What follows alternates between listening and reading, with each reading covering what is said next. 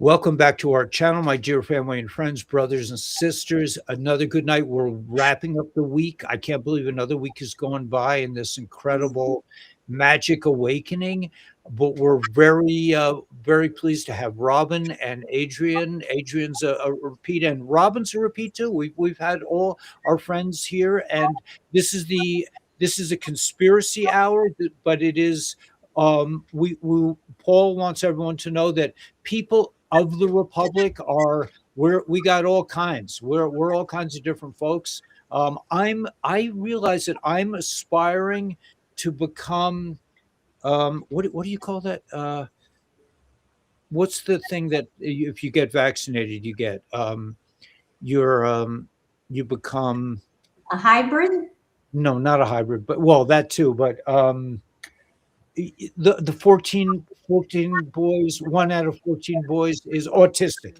I'm aspiring to become like in my own way. Like I realize that autistic people are on a very high level, and I'm I have some contact with some people on that level, and I'm trying to stretch myself a little bit so that I can become that trusting and loving and just amazing people. I'm not quite there yet. I still have some I've been heavily indoctrinated by the elites growing up in Scarsdale, but I'm doing my best to kind of get beyond it. Anyway, Adrian has a really cool thing about reaching for the light, about searching for the light. Um, this is I've been hearing a lot of videos for the last couple of years that it is not. We think we've been told that when you pass over, when your spirit leaves your body, you go for the light. And I've been hearing these things saying, no, you don't want to go for the light. And I can't say I'm on that level that I know when if and when I pass, that I will be aware enough to be able to say, hey man, can we talk? Can we just talk about this a minute before I go for the light, man? I want to know my rights. Can you read me the Miranda thing, this kind of thing? But so I'm going to let Adrian start with this, and then we'll pick up from there. Thank you, Ellie. I'm going to start off with my disclaimer. The issues and opinions discussed in this podcast are our own and not official statements of the Republic. We are merely trying to connect the dots with available information, which may or may not be fact-based. However, personal experiences you will hear described are our truths. All right, so what I wanted to dive into today is a subject I really don't know a whole lot about. It is going for the light when you die, and I have done a lot of thinking about it, and I've run across some information that I'll share with you. It's more or less recent. So the title of the show is "Did We Sign Up for This?" It said that we choose this life, but we choose our parents. Okay. For the purpose of advancement, that's what we're told. But did we really? I'm always looking for answers, and I'm not sure how this conversation will end. So we're told that when we die, go to the light. And then when we return as a baby, reincarnated, we are mind wiped, but many times with residual trauma and phobias left in our memory. That leaves an access to fear. I've heard endless stories of children recounting a past life in detail, and some describe incidents of trauma due to the way they died and the separation they felt. It sounds to me like returning in this condition is not for our advancement, but for something nefarious. For instance, my sister, she has claustrophobia. She can't go into caves or in between two walls holding back water. She will experience full blown panic if she doesn't get out of that situation. My father had a particular thing about knives. If I got caught licking a butter knife, I was sure to promptly get yelled at. Like, did he see someone's tongue get cut? Or I don't know. I've met so many men who are terrified of snakes. Even a rubber snake would send them running away screaming. I've seen it. And with women, it's bugs, typically ectoskeletal creatures. I don't know why. Why is that? So where did that come from? Is this some kind of a mass past life experience humanity retained and learned to fear? Because for the most part, as a baby, we're born with only two fears: the fear of loud noises and the fear of falling. Everything else is learned. Furthermore, if we did retain all our memory from our previous short lives, then we would remember Tataria and all the other civilizations buried into oblivion in one way or another. Think about that one. Why are we mind wiped? Many years ago, I used to believe one should head towards the light after leaving the body. And then I heard from another source that it's a trap. So I was left very confused until about like 4 years ago. I decided I would avoid the light and just kind of wing it. And very recently, I heard that seeing your guides or loved ones is an illusion. I'm like, what? Really? Allegedly, another illusion. I don't know. I have no hard evidence to make a decision on. Some near death experiencers say they are told it's not their time yet and they get sent back, or sometimes they're given a choice. Did they escape the matrix? Would the darker, nefarious side really send us back for some reason? I suppose maybe, if they wanted us to suffer more. I mean, the light may send us back for a good reason too, especially these days and these times. I feel like I'm here for a reason because I've died once and come close countless times. Me too. So I'm going to leave it up to Creator. I'm not going to worry about it. I do have a strong faith in a higher power that cares. I can continue talking, but does anybody have anything to add so far? Well, I mean, I got poisoned by Duraspan TC in 2001. In April, it was still legal to use that product in April, but in December, they took it off the market because it kills people. Well, What's the name of the product? I didn't get that. Duraspan, Duraspan. Duraspan, and then TC is termite control.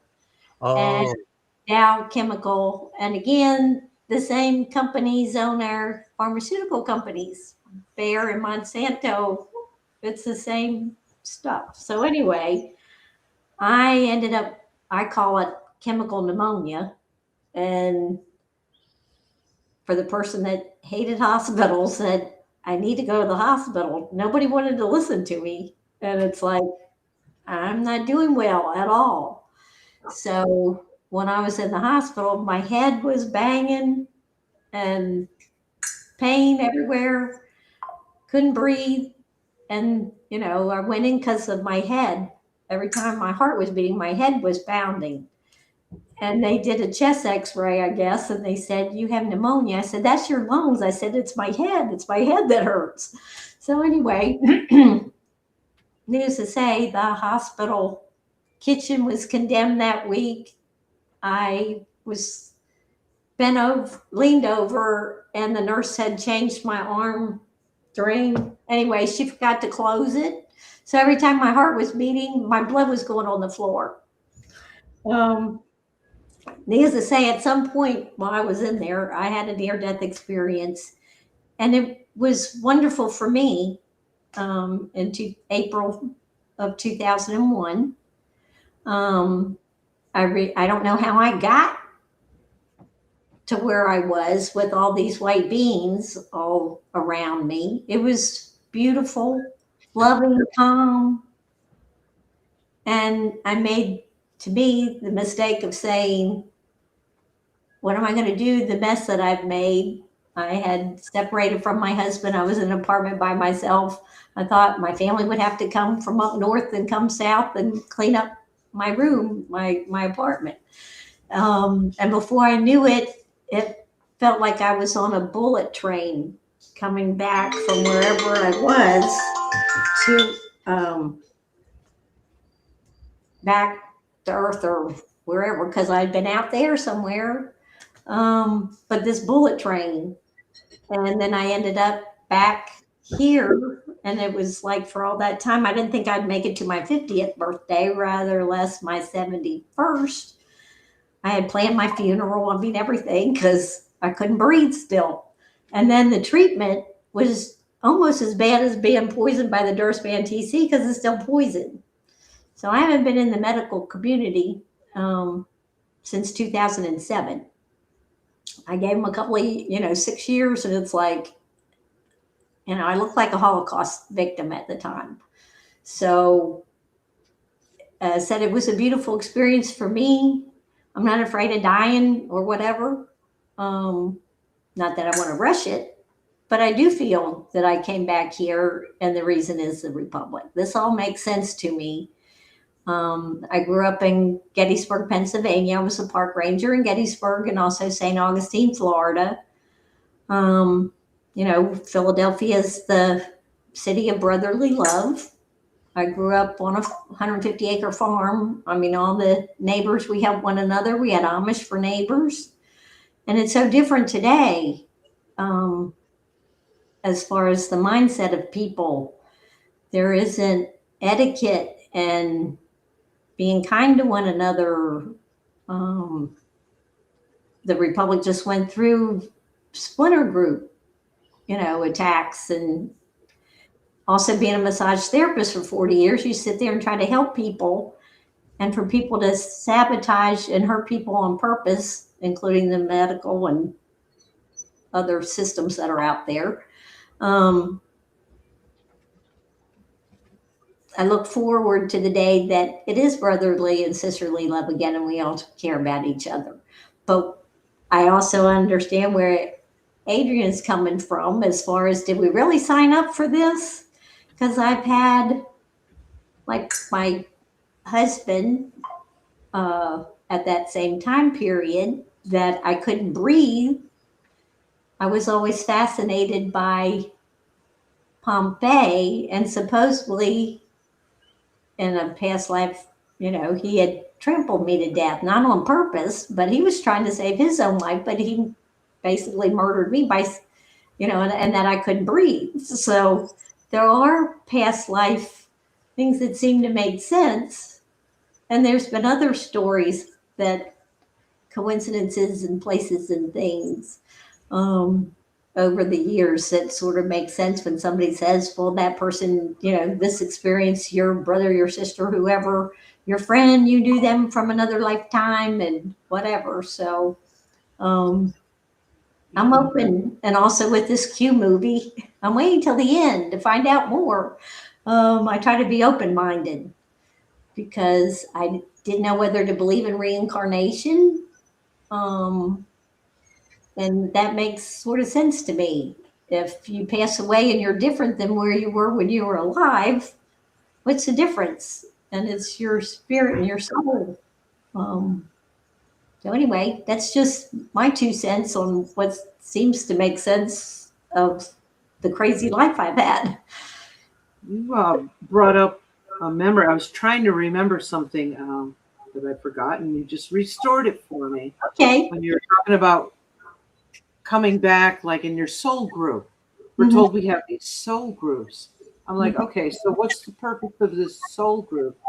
So if it comes from the nefarious side, recycling with the same people, does it have to do with keeping track of genetics and DNA? You wonder.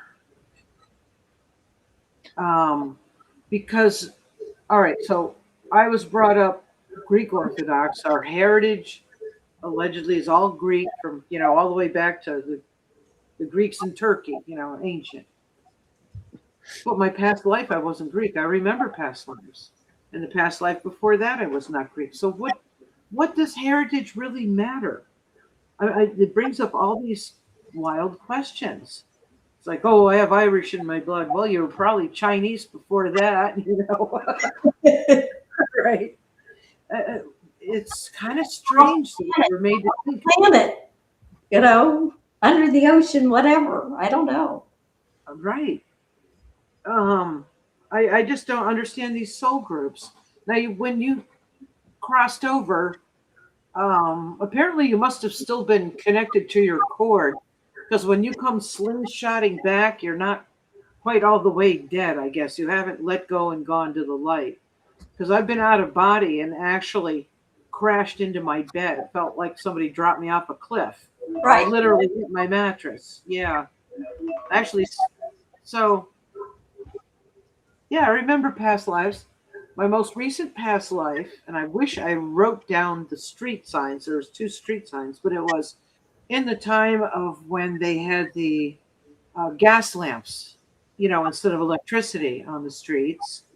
A big black pole was probably enameled with the white porcelain sign with the black writing, and it had 2 street names. And I was on a sidewalk, and I looked in the window. Back in the old days, the shop windows were very low to the ground. They were like a giant display window, and I was smoking a cigarette, looking at my reflection. I was a man dressed in a pinstripe suit with a hat. It was dark. I was the only one there. I was a hitman. Ooh. The life before that, I was Giles Corey. Now, I didn't know who Giles Corey was. I didn't even know about reincarnation at age 9. I had no clue. As a matter of fact, I was taught that didn't exist in the Orthodox religion. You don't reincarnate. So I was watching a TV show of this guy. He had rocks being piled on top of him, on top of a board, and he was saying, "More weight, more weight." He was being killed. They wanted him to confess that he was a witch. And I was like, yes, more weight. That's me. I knew it was me. That was my past life, Giles Corey. You can look him up. You can Google him. And he actually cursed any other sheriff or something like that. He goes, "Your blood will be poisoned." I guess until just recently, a few hundred years later, they finally got rid of that curse. But every single one of them died of blood disorders. Very strange. I might have picked up on his bag of tricks on that one too. And I know other past lives. I had brought myself, I regressed myself. And they say try not to go back into your death state, but apparently I brought myself right back into my death state. And you're told to look down to see what you're wearing. So I looked down. I'm on a camel in the desert. I'm about 14 years old, and I was wearing, so I could see what was on my lap. It was a very canvasy looking cloth with thin braid of a little green and then a space yellow, red, black, some kind of a stripe pattern. And I fell off my camel and wham, I hit the sand. And I was near death. And the next thing I know, I'm in the arms of a man crouched, and he was wearing the white dress, how they in the desert, right? His face was all withered, and his eyes were a beautiful blue green. Those are my father's eyes from this life. I said, "Oh my God, that was my father in another life," and I died in his arms. I could go on and on with past lives, but some I know in great detail.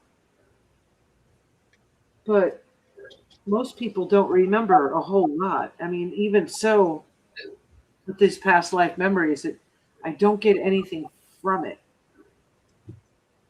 So, I can overthink. I mean, the most important thing is that I have faith that I'm cared for, but I seem to overthink things. And well, how do you do that when you don't know anything about it? It's just like, I'm tired of hearing the lame excuse. If you came back with your memories, you wouldn't be able to psychologically handle it. I'm like, yeah, baloney. Historically, people could live hundreds of years, all the while retaining all that knowledge of what would take us many lives to accumulate. Right. That is, if we were not mind wiped.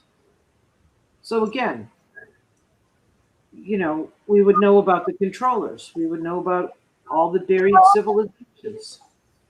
Is that why we come back without our memory? And another, I was told I have lived 83 or 84 lives on Earth. That's a lot of years.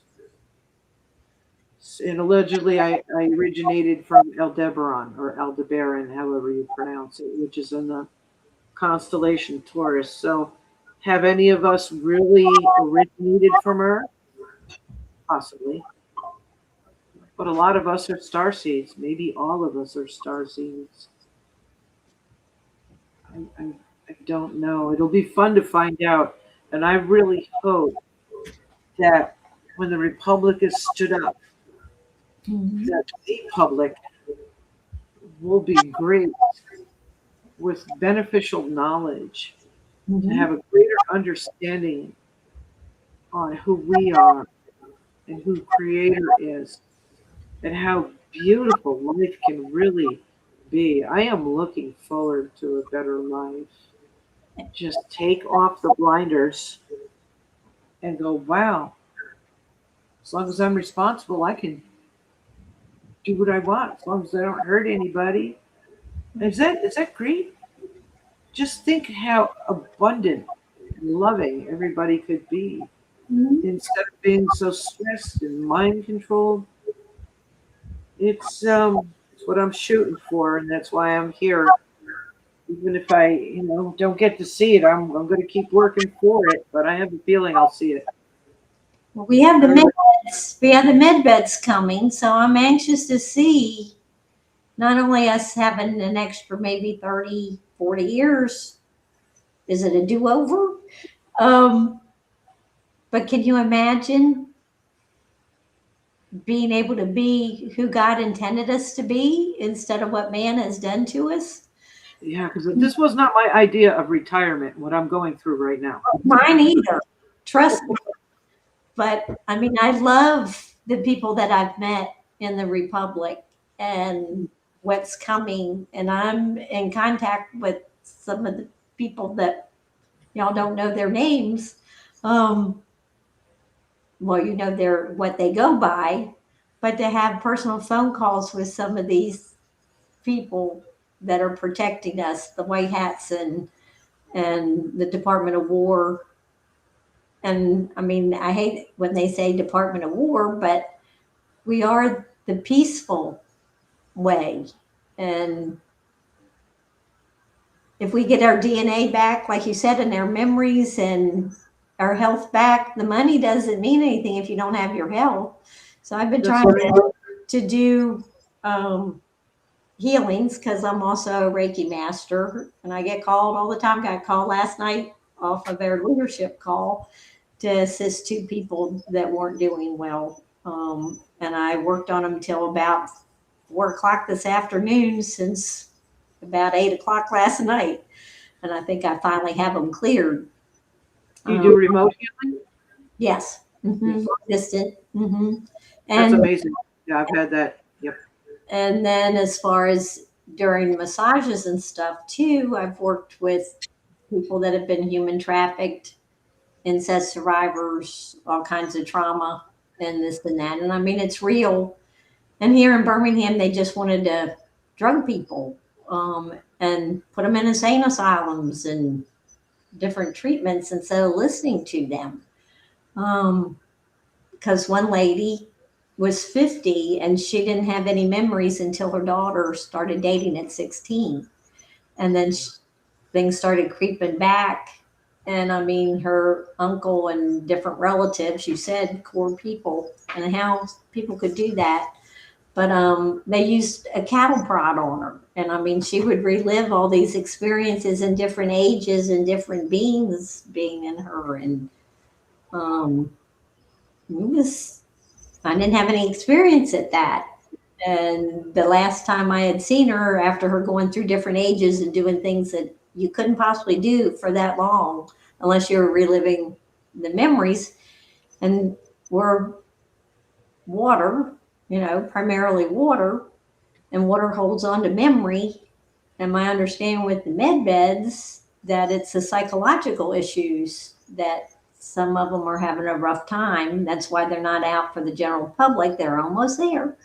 But they needed to help some of these people, I guess, let go and let God.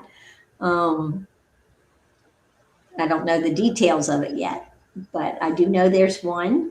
I know where it's located supposedly, and there's other ones being built. So soon, hopefully very soon, some of us in the Republic will actually get to go there, and I can't wait.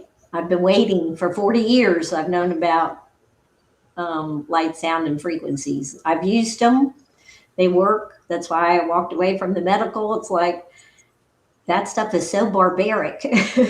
Then the light therapy and frequencies. We had our own med bed. We took a tanning bed, took the lights out, put other lights in, and then lights and frequencies. A friend of mine made 38,000 different healing tones that he developed. Some were rice, is what he started with, but then he was able to create his own.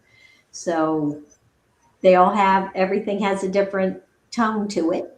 And so every disease order, whatever, so you have cancer of the whatever organ, and you play those different frequencies and people get better. I mean, and no trauma, no side effects, no nothing. It's wonderful. So What I find interesting is they say love heals all, and love is the frequency. yes, And I know when you cross over, some people are just, it feels so good. They just say you can't describe it. I felt it here twice with white light. I've seen it. It was just it's a whole nother story. I won't get into it. But it was so amazing. It almost made me drop to my knees because it was too much for the human body to deal with. It was too much love. That we weren't, made in the physical to handle that. But then some people are drawn to the white light with the love. Oh, I felt the love. Do you think it's artificially created to draw people into the light? Because we can create it here, those frequencies, to heal. Now, I don't know what people feel when they're in these med beds. Do they experience any kind of a bliss? we don't know that yet. I don't know. I've been heard. Got any guesses, Ellie? But one thing that I've seen for years, I see gold glitter everywhere. And I go, don't you see the gold glitter right here? I'm walking back to the car, and they're like, Robin, you're starting to scare me. But I talked to Wade Butler in the Republic, and he said, you're seeing the glory of God. So as long as I'm still seeing the glory of God out there all the time, I feel like I'm a fairy dust person. You're just throwing glitter out there. So Because when I change my vision, I seem to because I can do like the third eye thing. I can see all these molecules everywhere. Everything's moving. It's like the air is moving. It's really bizarre. Yeah, I don't spend a whole lot of time doing that, but I can. and then the orbs flying around, your house and outside and stuff. I mean, it's just fun. It's just fun. You feel like a little kid, in the candy store. How about you, Eli? What happens on your property? Yeah. So I relate to what you said, Robin, about the golden glitter. I see when I allow myself. I don't like try to see beyond the physical, but sometimes, like when I wake up and I forget that, I just do see a golden a tap, like a golden blue, really, kind of like a kaleidoscopic thing that washes over my. Always the same. It's kind of like when I look at auras, I can see when someone's feeling peaceful, I see this golden blue aura. But what I mean, there are a lot of things in your conversation that, like, I just, I mean, I'm watching I'm having thoughts that are really fun, like really different kinds of thoughts, and about the soul families. I had a thought that I came here when I was a younger child. I was my family, my cousins, and the whole family, my grandparents on both sides, all lived in the same town, and it was structured so that we were always together. And still to this day, I think about how my position in the family. Um, so that came to me, and then why is it that now they're all scattered? So that soul family, if that was indeed a soul family, the powers that be have managed to scatter us. That was one thought I had. But what I think I really want to say is that in being exposed, and this has happened more and more, and in the Republic as pretty generally, I'm exposed to a thought process that I enjoy by myself. Like, I don't live in, uh, I live in my thoughts. I spend all my time thinking and being aware that I'm thinking, and trying, and just like sometimes the thoughts, I'm just amazed at certain things that other people might think are really mundane. Like, for example, when I'm working on the building, when I'm doing carpentry, I get direct communications of what I should do next. I get pictures like, okay, you need to do this. And they're not like, it's not like I arrived at this conclusion. It's a flash out of nowhere. It's like, no, don't do it that way. Do it this way. Because I feel like with the building, I'm allowing myself complete freedom to do, like, a professional carpenter came here and he's just like, Ellie, he says, I wish I was here from the beginning. No, I don't want that kind of house. I want to have a house that's built with the help, like they say Moses, that God told Moses how to build the tabernacle.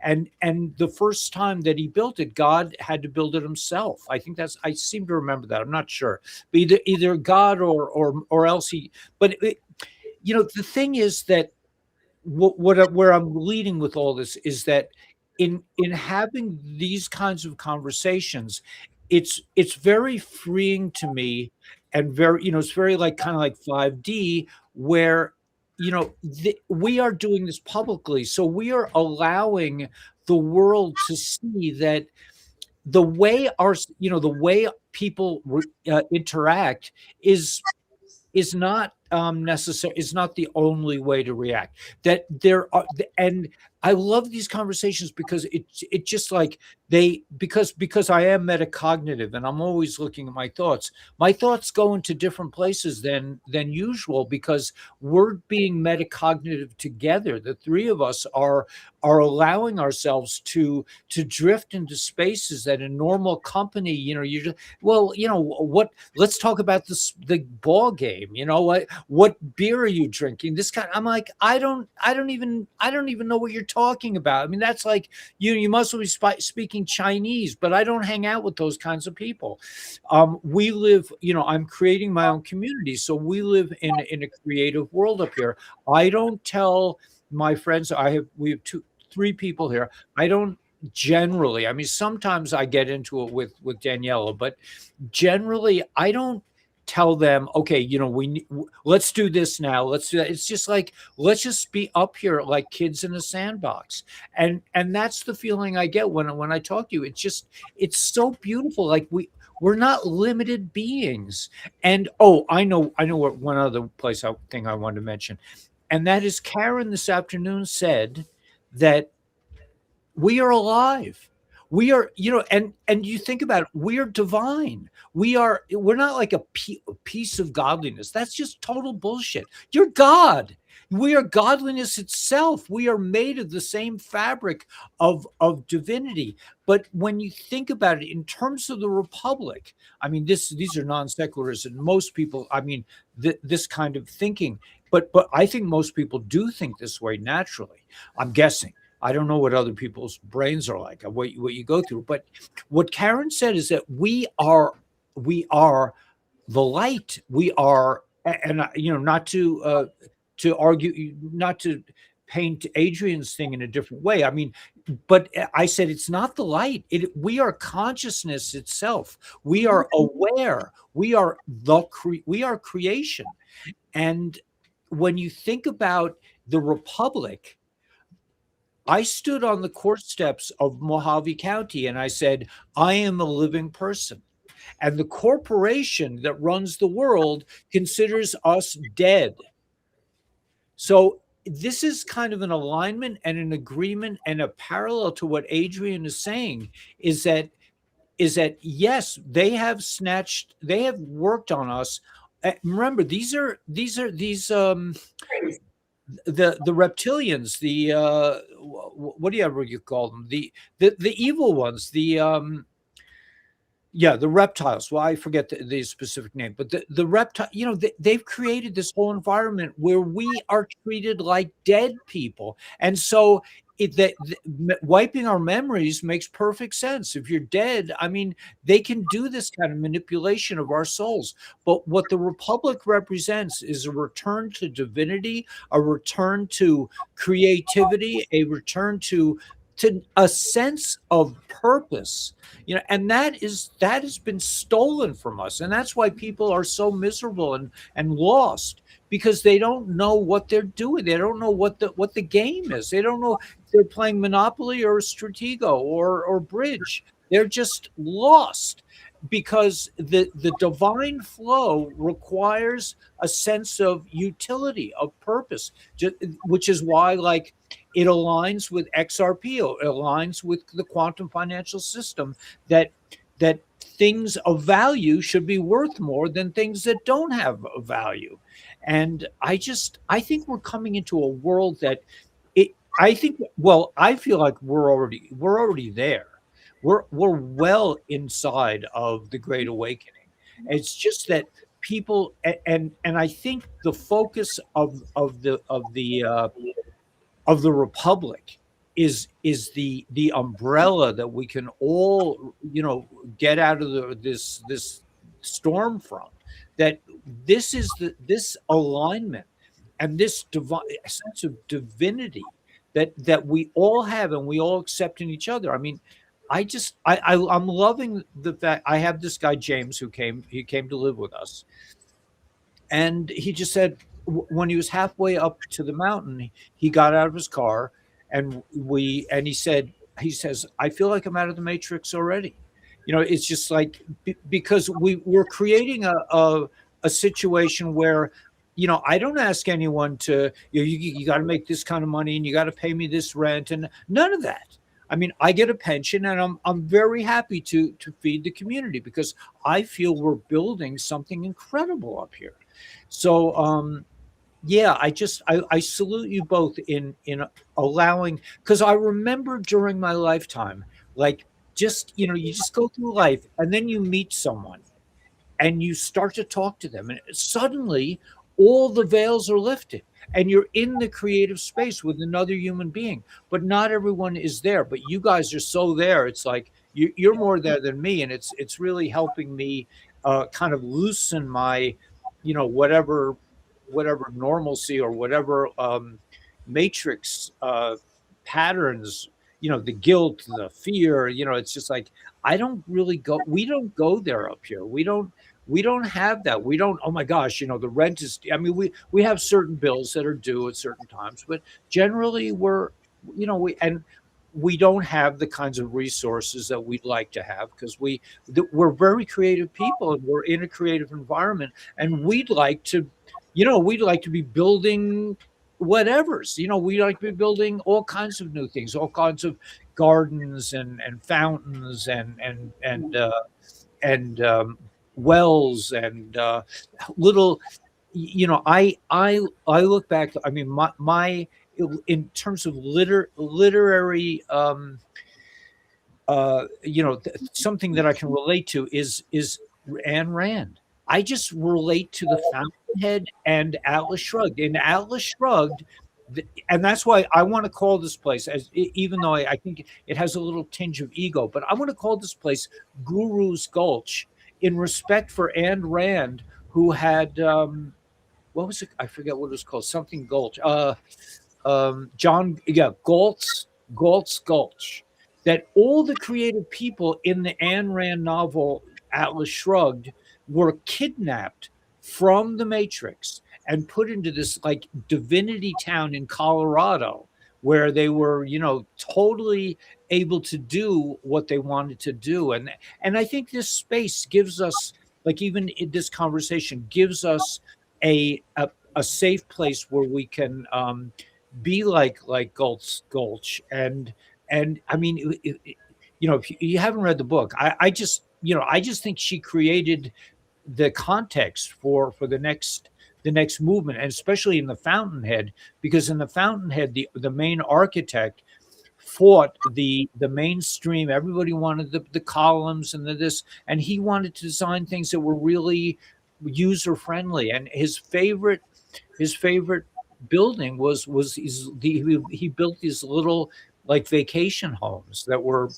small, but and so we're hoping to do that out here as well. And it's just great to be in a place where you're free. You don't have to worry, can I say that here? It's like, yeah, I can say that here because I'm with my friends, and it's just like, so welcome home, everyone who's listening, and certainly Adrienne and Robin, welcome home to a space where and this will multiply. We're planting a huge seed here. We're showing people you don't have to have conversations about this stupid football game. I mean, it's all rigged anyway.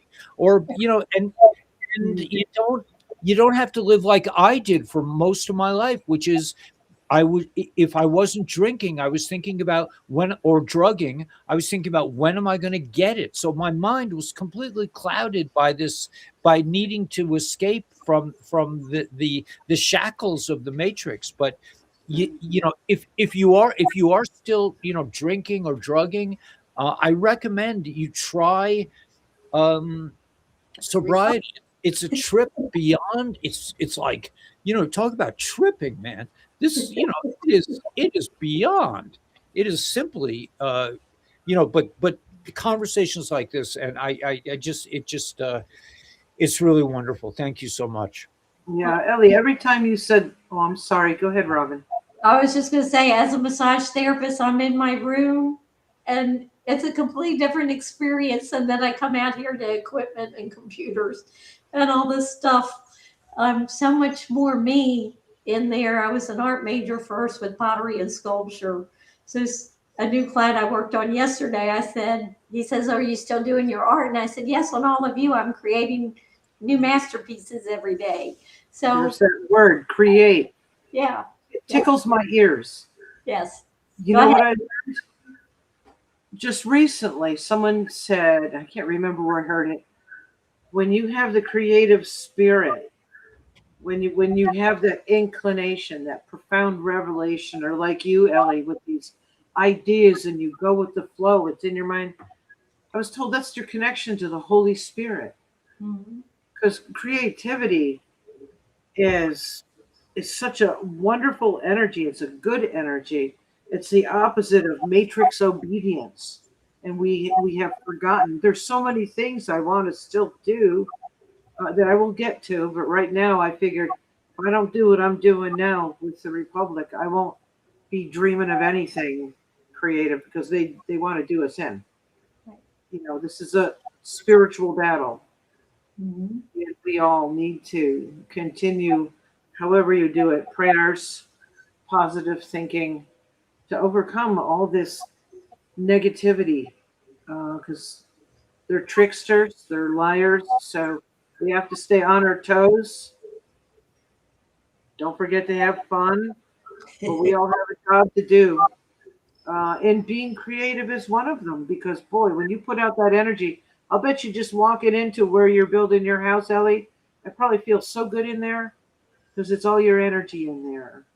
It's just full of love. I just want to talk about my friend James. James is, he's here, and he's like a gardener. Like I thought I knew how to garden, but he has a relationship with the plants. He has a relationship with chickens, and he tells me, he says, we started to build together. We always said, okay, let's build a chicken coop.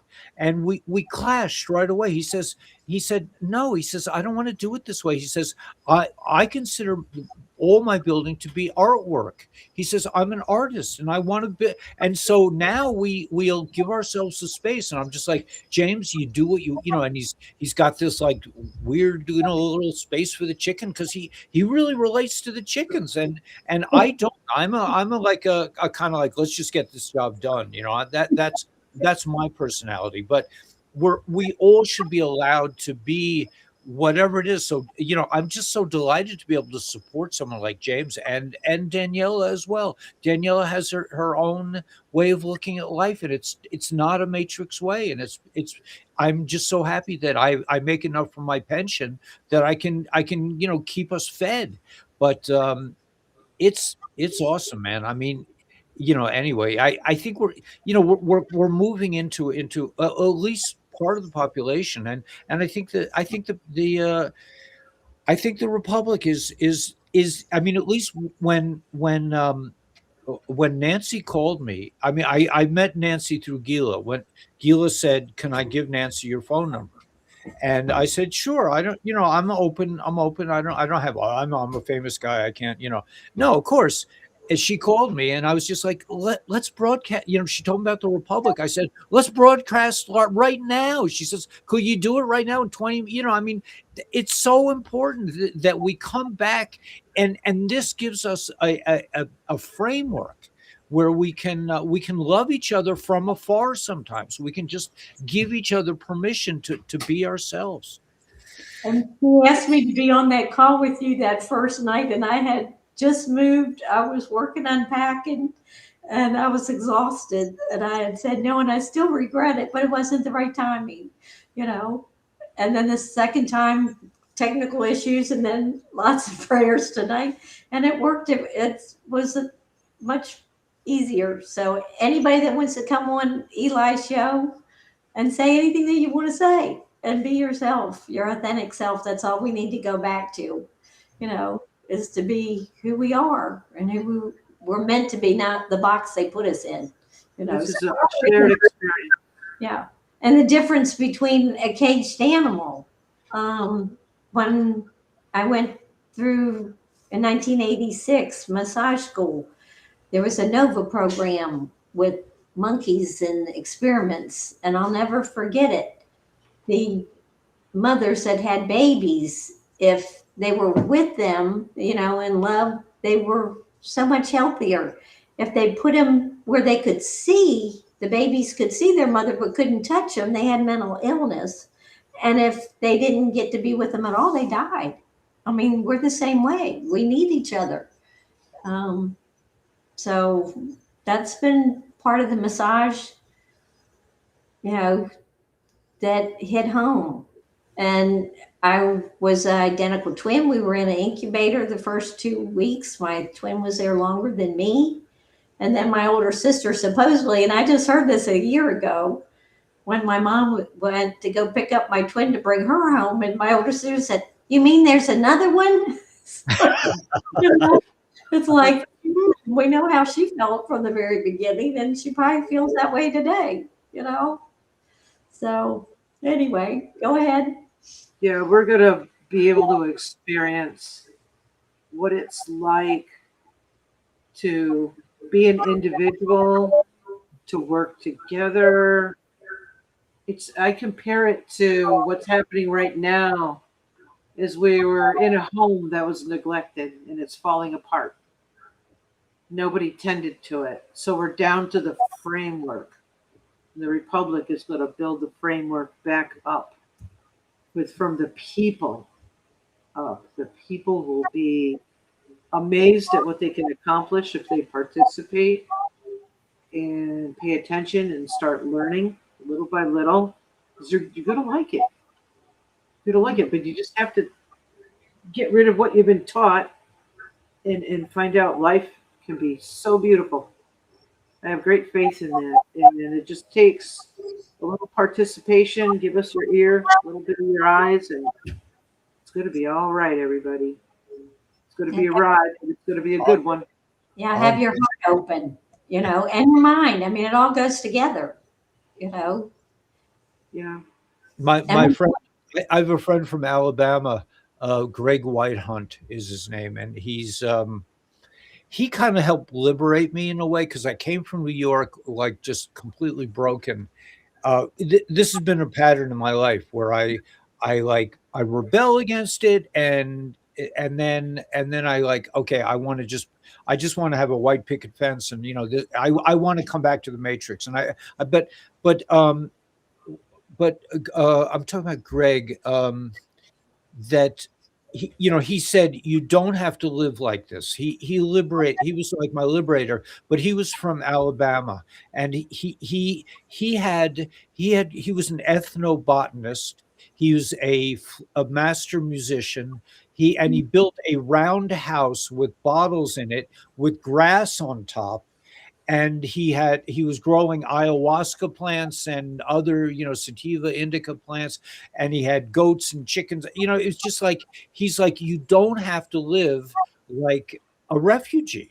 You can live a life, you can be free. And I don't know where it was going. I'm seem to be switching in mainstream, but I was making a point about Greg. But the idea is that up here we don't have an agenda necessarily. I mean, I don't think a regular person, I mean, we've had like sort of people, they're not regular who come here. They don't end up here, but Whatever that is. yeah, whatever that even means.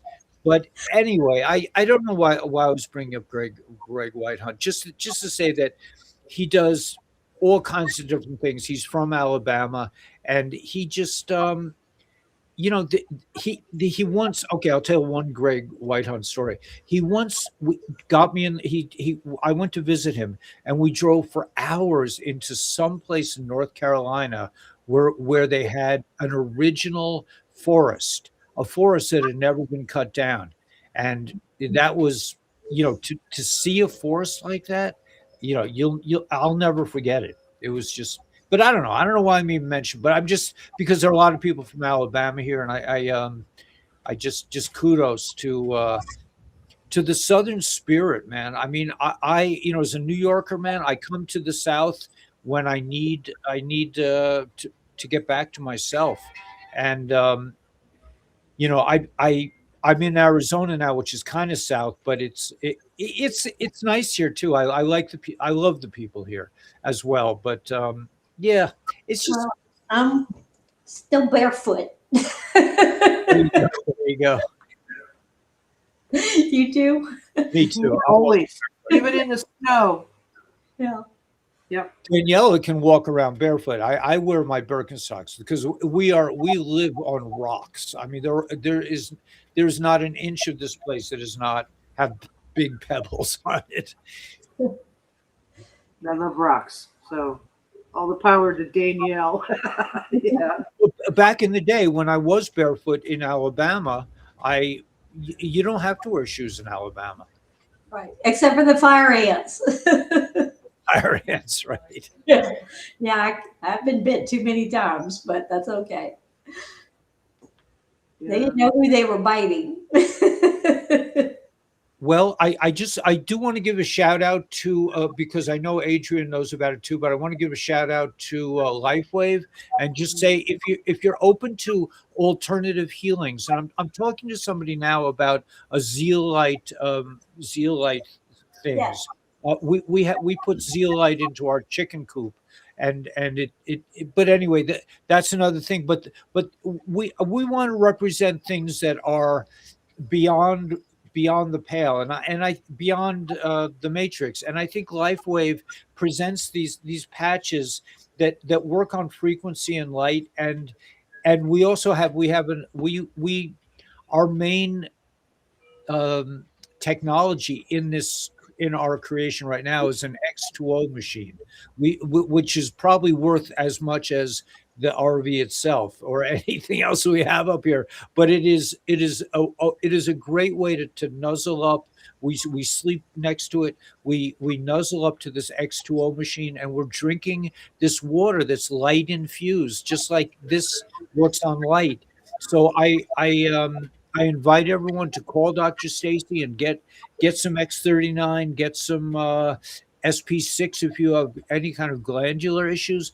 But think about this. What kind of world do we live in where, like me and my community, wanting to grow your own food without pesticides is a radical thing to do? Think about that. They are trying everything. I mean, Daniela, every week we find out, okay, we'll choose this Himalayan salt. And then we find out it is what? Heavy metals in it, and we have to go to the next salt. Then we go to the Celtic salt. And then we find something, you have to do constant research. But think about it. This is like Wile E. Coyote. They're trying everything they can to kill us with food, with medicine, with stupid ideas, and bread and circuses. So I invite you to try something new. Get into the life wave until the med beds come out. I think it's a great way to go. We love our X2O machine. I think there's a special. When is the special? Not yet. Okay, there's the special coming up. But anyway, LifeWave, they'll help you with it too. Because before I went on LifeWave, I didn't know anything about it, and someone offered me a patch, and I was like, "Whoa, what are you doing? No thanks." Then I started learning about it and went, "Okay." And I tried the X39 to start. Right. My knee pain, my left knee was clicking for the longest time. It stopped in less than 24 hours. I went, "Wow, well, this is good." And I've been on it over a year and a half now, and I sometimes use the X49. I got that for a while because that actually rebuilds telomeres. I know the X39 prevents damaging of the telomeres. I do have the YH. I took a shower earlier. I don't have a new one on, and that's a glutathione. Ion. Yeah. And I haven't tried any other new ones. I have gotten some of their other products too. That morning orange drink and some of the other, yeah, I like their products. But if you're in question, you call somebody who can hook you up with an order, and they'll inform you about it and guide you which direction you should go. Like me with my left knee and joints. I don't know how it works, but it will direct your energy back to you where it needs to go. I don't know how it works. I've read in their pamphlets and seen their videos, and I'm like, I'll let someone else figure that out. But it's very scientific, but very natural. Yeah. It's not like a nicotine patch. It doesn't go into your body. It's your body's own energy reflected, amplified, and directed. So it's very cool. It's like a little miniature. I don't even know what to classify it as. Energy boost in a pack, whatever. Yeah, I said everything has its own chemical makeup, but also frequency. Otherwise, a little miniature med bed. Yeah. I don't know. I've been around all this stuff for 40 years, and I've tested them all, and I'm still here. No side effects. I mean, it's great. And Eli, as far as the product that you were talking about, the Zeolite, yes, it's the best that's out there. And so, right. I'm going to move from LifeWave. I'm going to also start introducing people to a Zeolite product. We're going to buy a water filter, but you have to be aggressive right now because they are trying to kill us, man. I mean, it's plain and simple. If you're going to a regular doctor and you're getting shots, I mean, why would you do that? So anyway, but I don't want to detract from the Patriot or this conversation, and I'm charmed by it. I had such a nice time. So could we play a tune? Well, let's play a tune together, and then if you have any left things to say, we'll do that together. Let's play this New Morning, and this is based on an experience that happened to me in the South where I was completely lost, and my friend Sparky Brown from Chattanooga, actually I ended up on a porch in Alabama, and I spent all night. A beautiful woman came out and held my body for like 10 hours, and she had her boyfriend inside, and she came out and held me, and Sparky Brown put his hands on my heart, and I had I had Greg Whitehunt saying, you don't have to live in the matrix anymore, man. I mean, we are artistic people. My parents were, my mother was an artist and my father was a dentist, but he used to sculpt on the side. And he was very artistic. But all their friends were artists, and it's just like I'm used to. I feel very comfortable, very at home being with you guys, and people like James and Daniela. But being with people who are creative is just it's the best. So let's do the tune, and then we'll say the parting words. Not parting words, but we'll just anything else you want to say.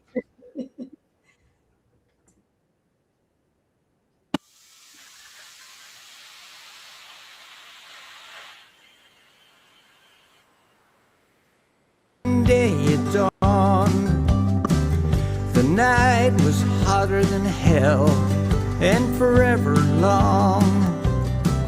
I can see the first light breaking through the trees. I feel the changes in the cool breeze of freedom.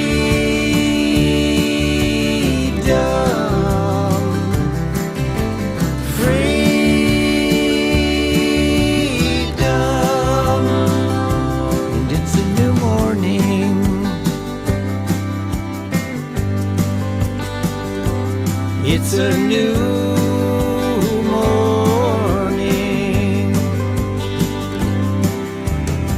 We never saw it coming, hiding in plain sight. Banksters taking power, stealing our lives. They were looking to bury us in debt, shame and fear. But our roots grew stronger as we reached into the air with freedom.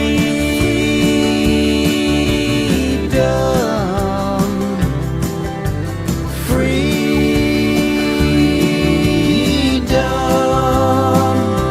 And it's a new morning.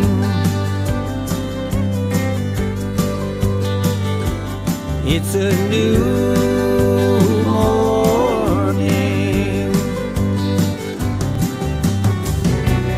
with each day we're rising up in this world with the power of love, with the power of peace, the power of joy, the power of truth.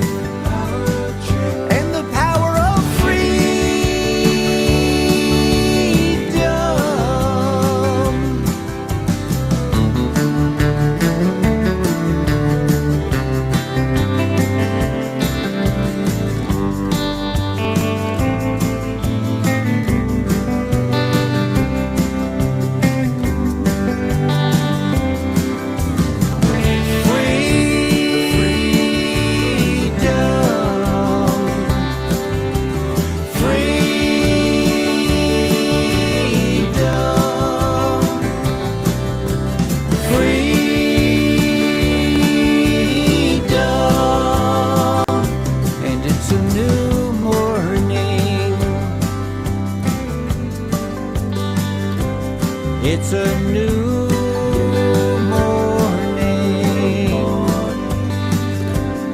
It's a new morning.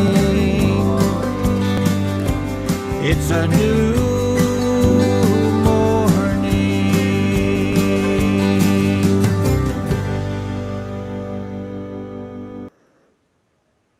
With the I don't know how long ago you wrote that song, but it's a song for right now. Beautiful.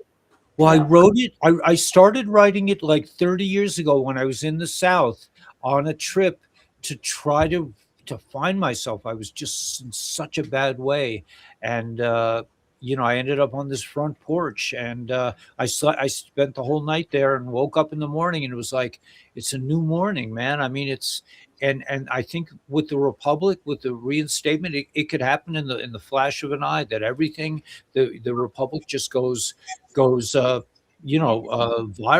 I mean, President Trump is talking about it.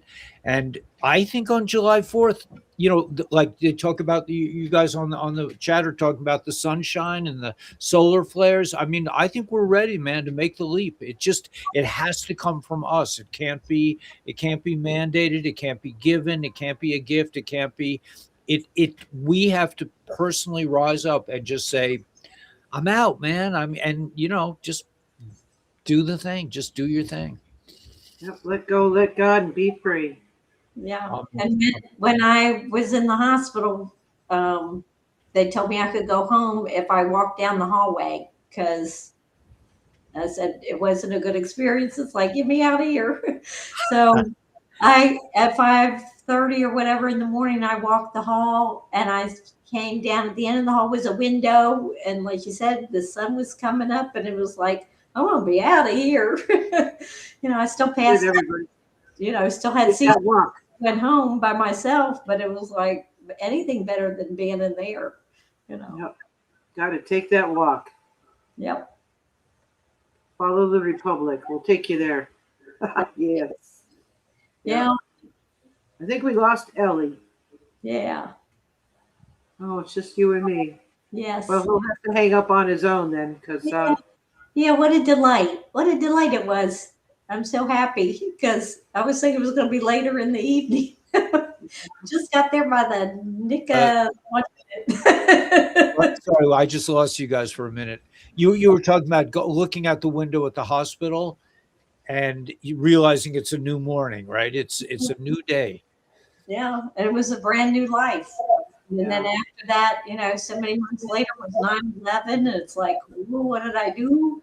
You know, that I was by myself, but here I am all these years later, and it's been a wild ride since I came back. I can tell you that. But the Republic, this is definitely a part of it. If there's something beyond this, I have no idea what it is, except Thor and you know, all these other beings, because that's a whole nother thing that I look at. My one boyfriend, who was probably a savant, and you know, but he had long hair, you know, and that, anyway, we were together for 5 years, and he's passed on, and I wonder, you know, when we'll see each other again. So there's lots of people that I've worked on, you know, that have passed, you know, loved ones, family, and it's hard to imagine that this is it, you know, just this rate that we've had. Now, the future us, yes, but not the past that we've had. So there is a time such as this. There's different songs, you know, by Van Morrison or whoever, you know, Wavelength and you know, all those things that come to mind. But yeah, I'm really looking forward to what happens with the med beds and the Republic, and like your song Freedom and It's a New Morning. So I love it. That was written 30 years ago. Well, I started writing it 30 years ago. I got the chorus, and then, you know, I'm a recovering songwriter. That was the first thing I ever wanted to be was a songwriter when I was 15, and I didn't really produce my first song until I was like 67 or something. So, you know, it's been an interesting road, but yeah, with songs, I mean, with the way I spent a lot of time in Nashville, like working with others on the idea of what a song is, and it's really a divine inspiration. But I got the chorus, "It's a New Morning," and it was, I realized 30 years later that it really applies to what's going on now. Perfect. We appreciate your songs and your music and your creativity. Yeah, and on the farm in Pennsylvania, you know, they had. The next farm over had pigs and cows and chickens and roosters, and the rooster would wake us up every morning. So waiting for the rooster, you know, I guess that's you. He had his own song going on. Yeah. Waking up. Time to wake up. Yeah. All right. Well, thank you so much for the love and the presence and the beautiful conversation, and I hope everyone You. everyone that's listening is blessed with moving forward into this new morning, into this new day, into this new creation of where we get to be ourselves again. Thanks, Ellie. Yes. Appreciate your time. I had fun. On. Yes. Nice to meet you too. Good to Thanks, see you. thanks, Robin. We'll see each other again, please God, and let's get out there with a big smile on our face and rock the world. You bet. Bye.